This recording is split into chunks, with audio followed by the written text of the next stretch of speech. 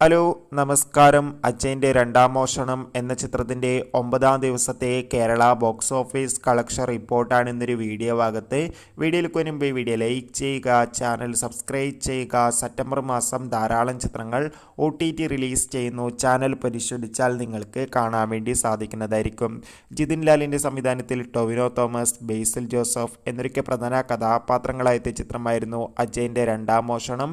ചിത്രത്തിന് മികച്ചൊരു പോസിറ്റീവ് അഭിപ്രായം തന്നെ ഇപ്പോഴും പുറത്തുകൊണ്ടിരിക്കുന്നത്. അതുകൊണ്ട് തന്നെ എല്ലാ സിനിമാ പ്രേമികളും ഒരേപോലെ ചിത്രത്തിൻ്റെ ഓരോ കളക്ഷൻ റിപ്പോർട്ട് അറിയാൻ വേണ്ടി കാത്തിരിക്കുകയാണ്. ചിത്രത്തിന് 9ാം ദിവസവും മികച്ചൊരു ബുക്കിംഗ് തന്നെയാണ് കേരളത്തിൽ നടന്നത്. അതുകൊണ്ട് തന്നെ 1.5 കോടിക്ക് മുകളിലെങ്കിലും കളക്ഷൻ നേടിയെടുക്കാൻ വേണ്ടി സാധിക്കുമെന്നാണ് ട്രാക്കിംഗ് റിപ്പോർട്ടുകൾ സൂചിപ്പിക്കുന്നത്. കാത്തിരിക്കാം അജയൻ്റെ രണ്ടാം മോഷണം എന്ന ചിത്രത്തിൻ്റെ കൂടുതൽ കളക്ഷൻ റിപ്പോർട്ടിനായി.